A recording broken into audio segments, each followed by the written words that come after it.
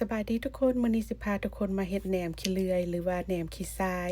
หรือบางคนก็อาจจะเอิ้นว่าหมูแหนมเนาะแต่ละคนเอิ้นว่าจั่งใดคอมเมนต์มาบอกแหน่เด้อ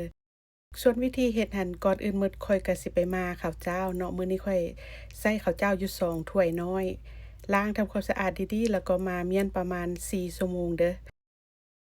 หลังจาก4ชั่วโมงผ่านไปก็เอาข้าวเจ้านี้มาพักให้เสด็จน้ำไว้เนาะหลังจากนั้นก็สิเอาไปคั่ว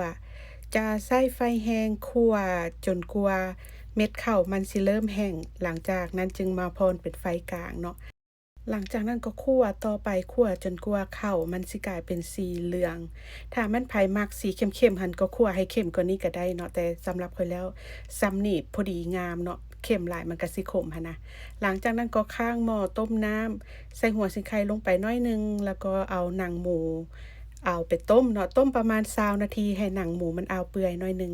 เวลาต้มนี่ถ้ามันมีฟองก็ตักฟองออกเนาะเพราะว่าสิเอาน้ำอันนี้ไปเฮ็ดน้ำปรุงใส่แหนมนำหั้นนะหลังจาก20นาทีผ่านไปหนังหมูก็สุกแล้วเนาะหลังจากนั้นก็คีบขึ้นมาพักไว้ให้มันเย็นส่วนน้ำต้มหมูนี่ก็ตักขึ้นมาประมาณ3จองเนาะ ถ้ามันไผเฮ็ดหลายก็อาจจะเพิ่มขึ้นจากนี้เด้อหลังจากนั้นข้อยก็ใส่เกลือลงไปประมาณปลายบวงแกงเนาะใส่แป้งนัวครึ่งบวงแกงน้ำตาล3บวงแกงน้ำปลานี่ก็ใส่ประมาณ3บวงแกงเนาะ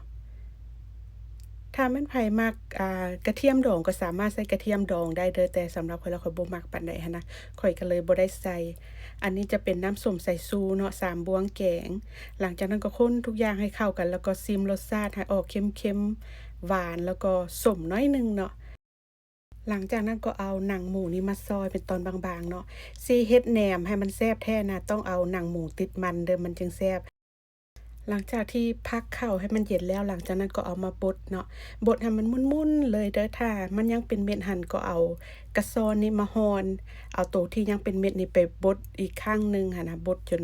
มันกลายเป็นผงหั้นนะเครื่องบดข้อยรุ่นนี้บดมุนดีๆเด้นี่จนกลายเป็นผงเลยหลังจากนั้นก็มาเริ่มคนแหนมกันเลยเนาะข้อยสิตักน้ำปรุงนี่ประมาณ3-4บวงลงไปในหนังหมูเนาะหลังจากนั้นก็คั่นๆให้น้ำปรุงนี่นะ มันซึมเข้ากับหนังหมูเพื่อสิให้หนังหมูมันมีรสชาติเนาะหลังจากนั้นจึงเทข้าวลงไปแล้วก็คนทุกอย่างให้เข้ากันเนาะถ้ามันแห้งเกินไปก็